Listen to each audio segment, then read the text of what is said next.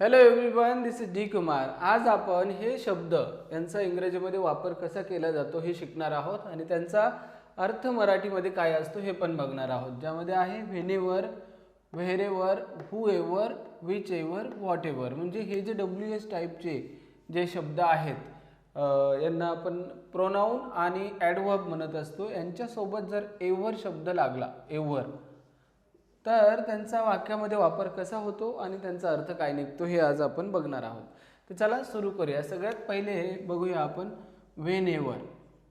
Whenever बरोबर, याचे दोन अर्थ असतात. एक म्हणजे जेव्हाही, हां, आणि कधी कधी जेव्हा असा याचा अर्थ निघतो आणि त्याला जोडून तेव्हा हा शब्द पण असतो. तसं आता वाक्यावरून आपल्याला कळेल की हे कसं वापरलं. हे बघा, दोन प्रकारे बी वाक्य बनवता येतात. Whenever you have a time come my home. हे बघा, म्हणजे तुझ्याजवळ, व्हेनेवर म्हणजे जेव्हाही तुझ्याजवळ टाईम असेल किंवा टाईम आहे असंही म्हणू शकतो. तुझ्याजवळ टाईम असेल तेव्हा माझ्या घरी ये. आता तेव्हासाठी काही सेपरेट शब्द नाही आहे. हा तेव्हा जो दिसतोय ना, तो ऑटोमॅटिक ह्या वाक्यामध्ये अटॅच होतो. म्हणजे जेव्हाही तुझ्याजवळ किंवा तुझ्याकडे वेळ असेल तेव्हा माझ्या घरी ये. जेव्हाही तेव्हा असा याचा अर्थ निघाला. हेच वाक्य आपण जेव्हापासून बी, म्हणजे जेव्हा तुझ्याजवळ वेळ असेल तेव्हा माझ्या घरी ये, असं याचा अर्थ आपण काढू शकतो. बरं, आपण हे जे कॉमा दिसतंय इथून हे वाक्य इकडे घेऊन हे वाक्य तिकडे नेऊ शकतो.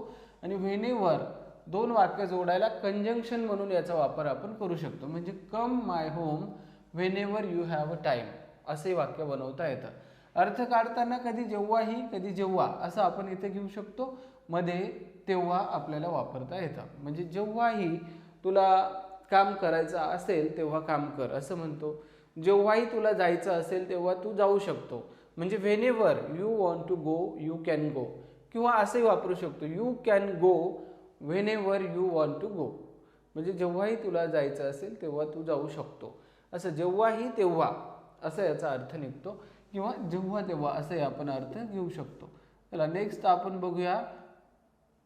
मी काही वाक्य सांगत चालेल तोंडी, काही लिहित चालेल, कारण आपल्याला हे सर्व शिकायचे आहेत आज.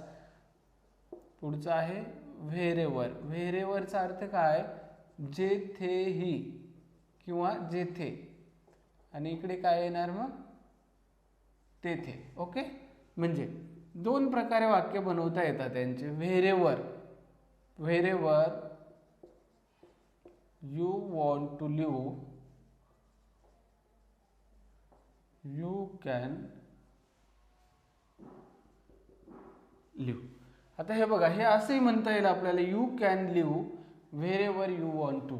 आता सरळ असे वाक्य बनतं बघा, you can live wherever you want. म्हणजे यामध्ये काय आहे, लिव्ह शब्द डबल घेण्याची आवश्यकता नाही पडत आणि लिव्ह नाही घेतलं तर टूची बी गरज नाही पडत. म्हणून हे बघा, हे वाक्य व्हेरेवरने जोडलंय आपण. म्हणजे याला कंजंक्शन म्हणतो आपण. दोन वाक्य जोडायला वापरतात. या दोन्हींचा अर्थ असाच निघेल. म्हणजे जेथेही तुला राहायचे आहे तेथे तेथे तू राहू शकतो. ठीक आहे. म्हणजे व्हेरेवर जेथेही तेथे, जेथेही तुला घर बांधायचं आहे, तेथे मला नाही बांधायचं आहे, काही बी म्हणू शकतो पुढचं वाक्य आपण. म्हणजे wherever you want to build a building किंवा you want to construct a house, I don't want to, मला नाही बांधायचं आहे तिथे, असे आपण वाक्य बनवू शकतो. म्हणजे जेथेही तुला राहायचं आहे, जेथेही तुला काम करायचं आहे, wherever you want to work. बरं, चे आहे असं झालं पाहिजे नाही. जेथेही तुझे घर असेल, व्हेरेवर युअर हाऊस विल बी, तेथे मी येईल, आय विल कम देअर. म्हणजे व्हेरेवरचं वाक्य अगोदरच वापरा असं बी नाही आहे, नंतर बी वापरता येईल. म्हणजे I will come there wherever your house will be असेही आपण म्हणू शकतो. चला नेक्स्ट घेऊ आपण. हुएवर. whoeverचा अर्थ काय, म्हणजे जो कोणी किंवा कोणीही असा याचा अर्थ निघतो. शक्यतो जो कोणी म्हणूनच जास्त वापरलं जातं. आता आपण काय करू, whoever नंतर वापरू. जसं he will get the prize, whoever wins the match. हे बघा, whoever म्हणजे जो कोणी सामना जिंकेल त्याला बक्षीस मिळेल किंवा तो बक्षीस मिळवेल असं. आता तुम्ही म्हणाल सर हे वाक्य आधी घ्या, असं काही नसतं. जे बघा, जो, जी, जे, ज्या किंवा जेथे, जेव्हा ही वाक्य आपण मराठीमध्ये आधी बोलत असतो. म्हणजे जेथे तुला राहायचं आहे तिथे राहा, हां, जेव्हा तुला यायचं आहे तेव्हा तू येऊ शकतो, जिथे, जेव्हा अशी वाक्य अगोदर येतात. तसंच जो कोणीचं वाक्य अगोदर येईल मराठीमध्ये असं असतं. हां, म्हणजे जो कोणी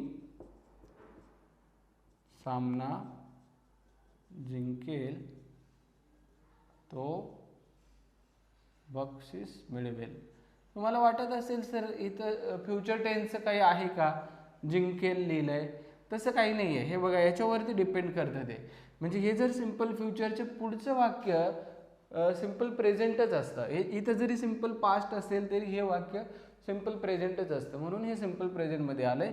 पण याच्यानुसार वाक्य बनेल जिंकेल आणि मिळवेल. कळलं? असं बघा, whoeverचा अर्थ काय निघाला, जो कोणी. हां, मग जी कोणी बी होऊ शकतं किंवा जे कोणी असंही होऊ शकतं. हां, जे शोभेल ते घ्या. आता इथं ही लिहिलं, ही म्हणजे एक तो असा व्यक्ती आहे. तोला आपण जो लावतो म्हणजे जो तो, ही जोडी बनली. तसंच जर मुलगी असेल तर जी ती बनलं असतं. एकापेक्षा जास्त लोक दे आलं तर जे ते असं आलं असतं, असं याचा अर्थ निघतो. म्हणून whoeverचा अर्थ काय, जो कोणी ह्या अर्थाने वापरला. हां, म्हणजे जो कोणीही असंही म्हणू शकतो आपण. हां, जो कोणीही सामना जिंकेल तो बक्षीस मिळवेल. आता नेक्स्ट बघूया, whichever. whichever म्हणजे आता हे whichever जनरली वस्तूंच्या बाबतीत वापरलं जातं. मग ती निर्जीव किंवा सजीव कोणती वस्तू, सॉरी सजीव वस्तूच नसते, पण प्राणी, पक्षी, वनस्पती अशांसाठी चालतं. हां, सजीव बी असलं तर. फक्त माणसासाठी वीच नाही चालत. आता माणसाला बी जो, जी, जे, ज्या करायचं ते चालू. म्हणजे जो व्यक्ती म्हणजे माणूस व्यक्ती आहे त्याला जोडून जर असं काही आलं तर whichever चालतं. बरं, आपण वाक्यावरून बघूया. हां, you can buy whichever you like. बघा, आता हे असंही म्हणता येईल, whichever you like you can buy. म्हणजे जे काही तुला आवडते. यू लाईक म्हणजे तुला आवडते, आणि याचा अर्थ काय, जे काही तुला आवडते ते तू विकत घेणे. हां, बायचा अर्थ विकत घेऊ शकतो किंवा शकते. आता एखादी लेडीज, महिला बाजारात किंवा शॉपिंग मॉलला वगैरे जाते आणि हजबंडला फोन करून विचारते की मी काय काय घेऊ वगैरे. मग त्यांनी सांगितलं की जे काही तुला आवडतं ते तू घेऊ शकते असं. हां, याचा अर्थ नाही लिहिला मी. हां, जे काही इथं दिलंय, जे काही तुला आवडते ते तू घेऊ, वस्तूच्या बाबतीत. हां, जनरली वस्तू किंवा दुसरं काही असेल, निर्जीव गोष्टी वगैरे. हां, किंवा झाडं बी आहे ते बी असू शकतं यामध्ये. म्हणून आपण जे काही वापरलं की जे कव्हर होतं जे काही मध्ये ते सगळं येऊ शकतं असे वाक्य. हे whichever अगोदर बी चालतं. हां, हे लक्षात ठेवा. आता whateverचा वापर तर खूप होतो. नुसता whatever म्हटलं तरी एक वाक्य बनवून जातं. आता तुम्ही एखादं जसं कपिल शर्मा शो आहे तशा ठिकाणी किंवा इतर कोणत्याही शोमध्ये, रियालिटी शोमध्ये किंवा बरेचसे इंटरव्ह्यूज वगैरे सेलिब्रिटी लोकांचे, क्रिकेटर्स लोकांचे पाहिले तर ते whateverचा वापर बरेच करतात. म्हणजे whatever म्हणजे आता आज तुला खायला काय काय आवडेल, मग त्यांनी काय उत्तर ते whatever म्हणजे जे काही असेल ते सगळं, कोणतं बी, हे की नाही. तुला आज काय करायला आवडेल असं प्रश्न विचारला तर whatever म्हणजे मी हे करेल ते करेल, आणि जे करायला लावलं ते सगळं मी करेल असं. म्हणजे क्रियासाठी आपण whatever वापरू शकतो. जसं आणि वस्तू बी चालेल.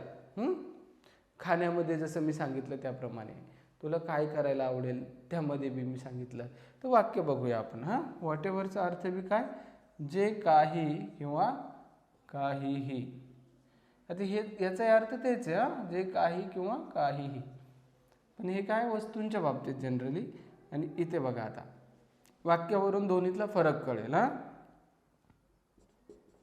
You can take whatever you want.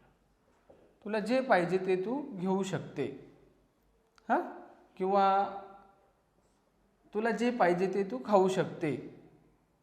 तुला जे करायचं ते तू करू शकतो. असं म्हणजे व्हॉट एव्हरचा अर्थ बी जनरली याच्यासारखाच निघतो, जे काही काहीही या अर्थाने.